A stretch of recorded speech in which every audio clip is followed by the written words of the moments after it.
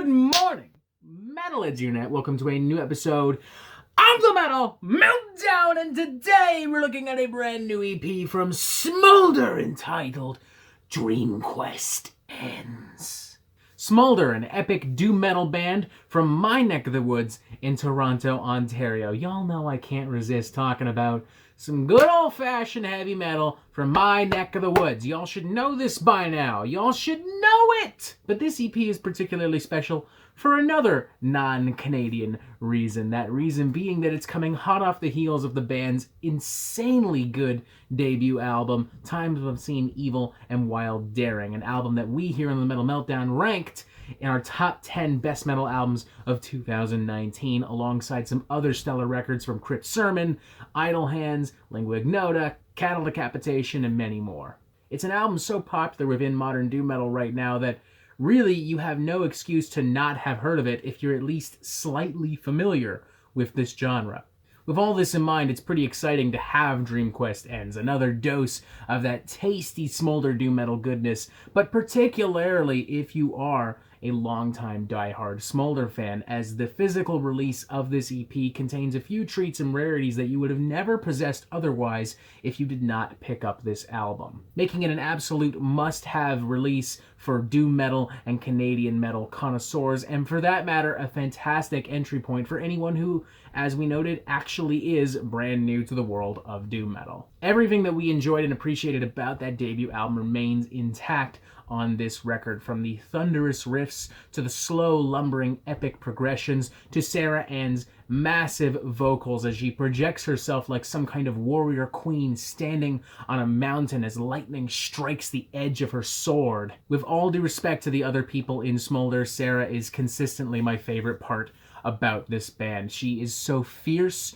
so confident, she pulls so much influence from all these different realms of Canadian and underground metal, from traditional heavy metal, from doom metal, from power metal, little bits and pieces of Solitude Eternus, little bits and pieces of Pagan Altar, little bits and pieces of Candlemass, even Manowar in the general aesthetic of the record and in her thunderous howls. This all bleeds into the music, which itself is seriously awesome, but she is the goddamn star.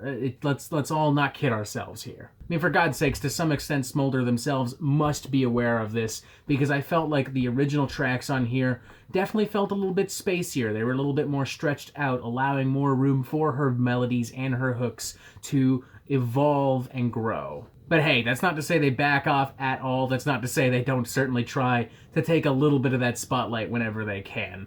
All of the influences that we mentioned vocally before are also represented in the music, and these guys create some seriously great material. Cage of Mirrors in particular stands out as my favorite of the original tracks, flirting with some airy melodies, some more atmospheric bits, eventually evolving into something a little bit more chaotic, a little bit more hectic. It feels kind of progressive. It even reminds me of some of the more epic material from late 80s Metallica, obviously with more of a doom metal, power metal grandeur and flourish. The other tracks certainly don't lag behind, though. I'll even say that Warrior Witch of Hell comes dangerously close to stealing that #1 title with its classic doom metal aura, hearkening to the best elements of bands like Candlemass, Solitude Eternus, and even borrowing a little bit from the realm of Dio, dare I say. And if you do happen to be a longtime Smoulder fan, then rejoice, because not only will you get some killer original tunes with this EP, but you'll also get the chance to finally own the band's 2018 demo, The Sword Woman. Some of these tracks were featured on Times of Obscene Evil, but it is really fascinating to hear them again in this light,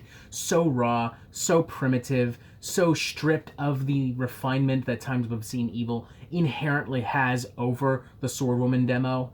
Now, I do think it's fair to say that this album is not as grand and majestic as Times of Obscene Evil, but to some extent, I don't think it's actively trying to be. I think it's just trying to wipe the slate clean for Smoulder. It's just trying to give the hardcore fans something to sink their teeth into, something to bide the time with until the next studio album, and it's just supposed to be a fun slab of quick, easy, epic doom metal. And it still hits enough of those grand and majestic notes that even if you have that complaint, it would really only be a crazy minor complaint, arguably a nitpick. With all this in mind, I happily give this a 3.5 out of 5. Doom metal fans are going to love it. People who love Times of Seen Evil and Wild Daring are going to love it. And if you're brand new to doom metal, this is a really cool release to check out because it shows you all these different flavors and styles of doom metal, even showing you the demo track, showing you how raw, unrefined, and powerful these tracks can be in their own world, devoid of studio magic. These songs create such a beautiful picture of everything that makes epic doom metal so powerful, so triumphant, so thunderous, so invigorating. Performed by a group of people that don't just like metal, that don't just appreciate this genre, they worship it. They literally admit to it in their Facebook bio. Very excited to see where Smoulder grow from here, and very happy to see that they remain the kings of Canadian epic doom. 3.5 out of 5, a seriously fucking good EP that you need to get your hands on.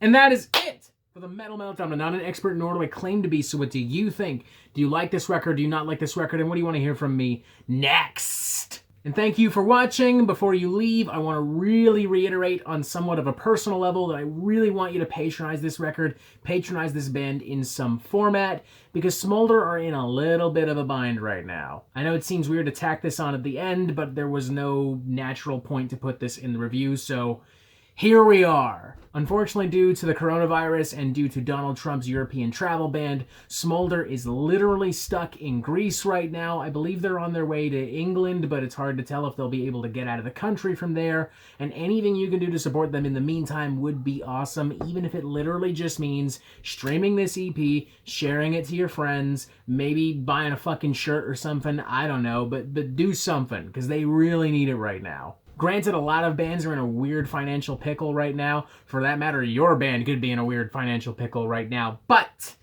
I can't really name any other bands off the top of my head whose weird financial pickle has got them trapped in a foreign country on lockdown. So anything you can do to support this band in this EP in the meantime would mean a world of support to them. Even if it literally means just an extra penny, it's one extra penny closer to getting home to being safe. If Smoulder does by chance get a hold of this and y'all are listening, hang in tight, hold on close, keep the fucking spirits up, have a drink on me, and you have yourself a fantastic fucking day.